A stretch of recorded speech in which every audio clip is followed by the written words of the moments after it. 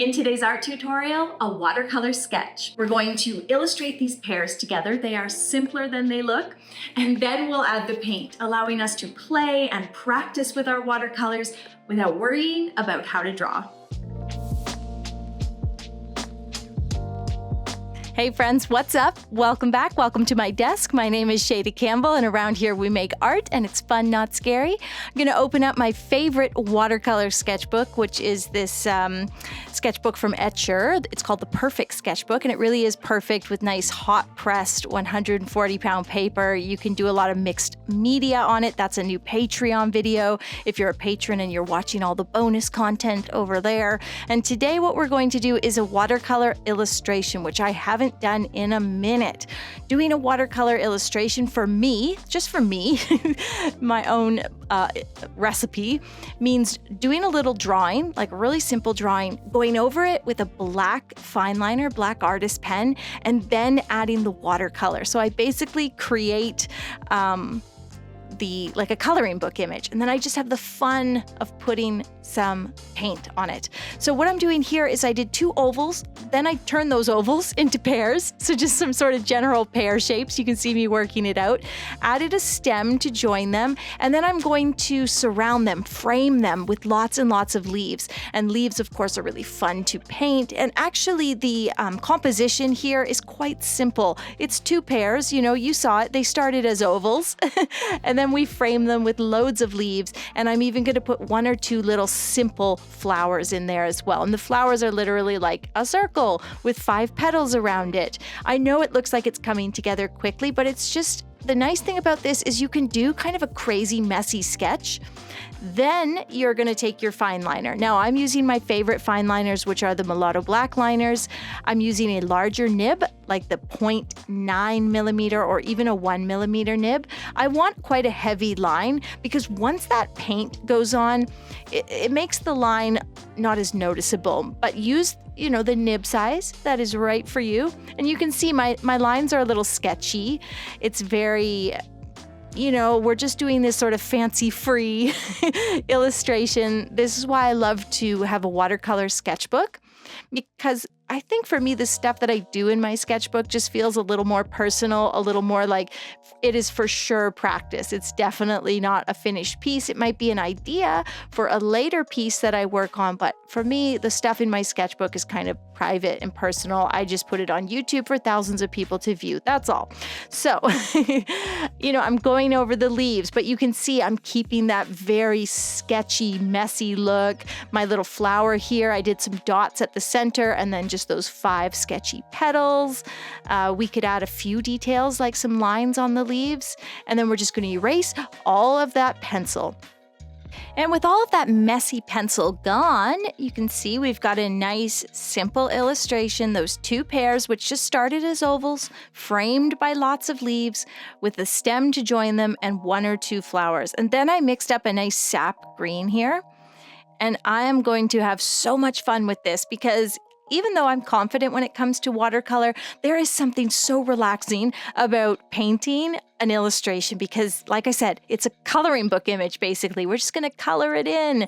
So what I'm thinking about now is more like, what color of green do I want? Here you can see I've mixed a little brown or red into the green just to darken it and give it that earthiness, that earthy tone that I love. I also, you'll notice, like to leave a little negative space. So leave a little white page showing through. Give those leaves a little bit of light, a little highlight. Another thing you can do is just take a wet brush and fill in that little area that you initially left, and you'll get a nice light spot. And then we are also going to have some fun adding more leaves that do not have a black outline, that have not been drawn in. And a lot of those ones I'm going to do with like the lightest, wateriest paint. Remember, to lighten your watercolors, you can add white, but for the most part, you can just add water. Water will make them lighter and much more transparent as well, which looks really beautiful. So you've got some dark leaves, that maybe have the black outline. That kind of looks like those are the leaves in the foreground that are right there. And then you can do these really watery, transparent leaf shapes just by flicking that brush against the page or adding a little extra pressure, just making a real messy mark. And it'll look like those leaves are kind of in the background. And we're building up this really playful, free illustration in our sketchbook. And friends, just popping in to remind you, there is always weekly bonus content over on my Patreon. Sign up. It's just $3 a month, $33 for the year. And this week, get the Pear illustration to transfer into your own sketchbook. And last week, get the June cover page for your bullet journal. So we're thinking about different colors of leaves and different transparencies as well with the paint. And we're also thinking about different sizes. So lots of variation in these simple green leaves. We got some small ones, some large ones, some that are really, really light, transparent watercolor, others that are really dark and vibrant.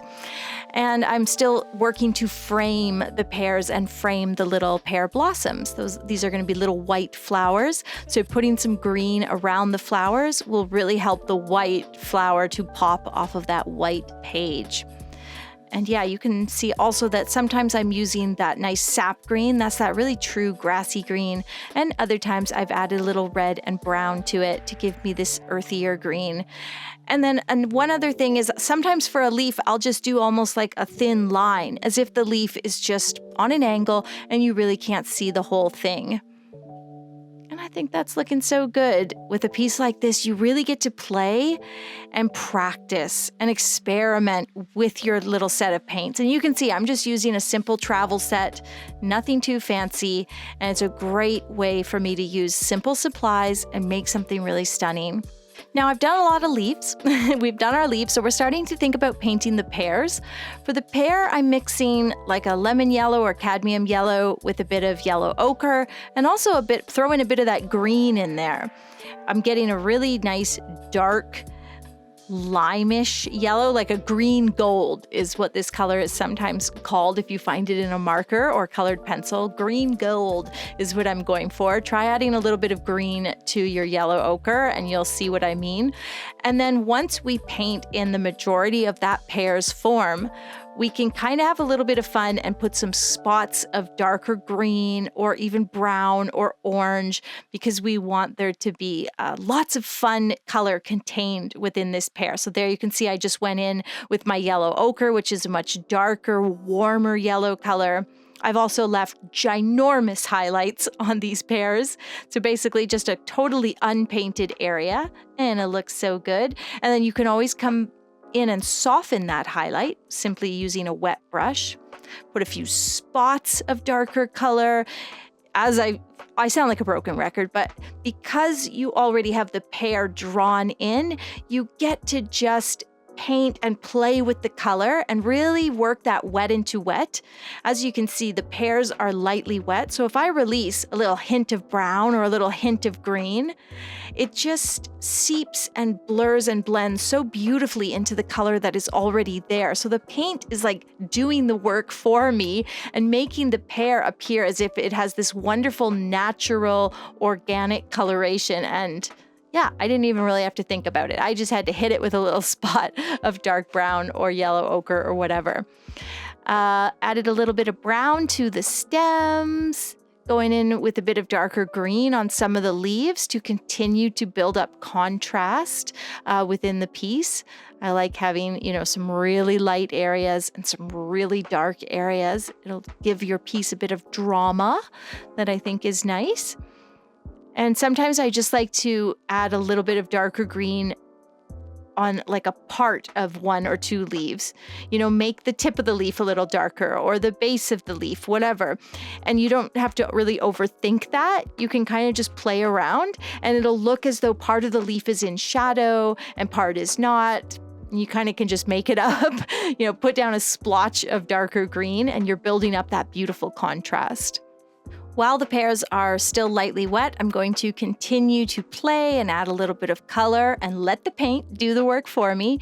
Just a reminder, if this is moving fast or you feel like you're missing, I didn't really understand the supplies, I do have a couple wonderful watercolor e-courses available on my website, shaydacampbell.com. You might want to check those out. I go very in-depth in the beginner one on about all your supplies and about what it means to do the wet into wet and then the wet on dry like I'm doing now. now. So you want to know the techniques, not so that you can be like this super knowledgeable technique person, but just simply so that you can use those techniques to your advantage and know when to do what. And yeah, that's kind of what we go over in the courses. That is what we go over in my watercolor courses. And then we're just going to add a few dots of that yellow ochre to the center of those blossoms. I mean, frankly, with the illustrated blossom, you could just leave it at that. You don't need to continue painting them like you would if we hadn't had that black outline. But I'm going to put just a little bit of light gray near the center, a little bit of shading, a little shadow on those petals. Couldn't hurt. I think that looks nice. And I just put a few little messy brush strokes there, and that's really all we need. So now we will let that dry completely. And then we'll check it to make sure it has dried. I'm looking for wet spots. Ooh, I found one. Okay, I really thought it was totally dry. I think it mostly is. There was just one dark spot there. And I'm going to add a little bit of colored pencil. It's already a mixed media piece. We've used pen as well as watercolor. So why not keep on trending towards the mixed media and add a little bit of brush pen or colored pencil. I just love, especially with something organic, like flowers, fruit, leaves, building up the color and just playing around and sort of having fun with it, especially in the sketchbook. It's a really fun process. So as you can see, I'm taking kind of a light orangey brown and adding a few scribbles, adding a few light green scribbles to my pears and some detail to some of the leaves. I don't want to overdo it. I just want to add a little bit of pencil, crayon, colored pencil. And then I also am coming back in with my fine liner and just doing a few dots on the pears. And if there's any other detail you want to add, the nice thing about the pen is it's waterproof, so you can start with it, but you can also end with it. You don't have to be done.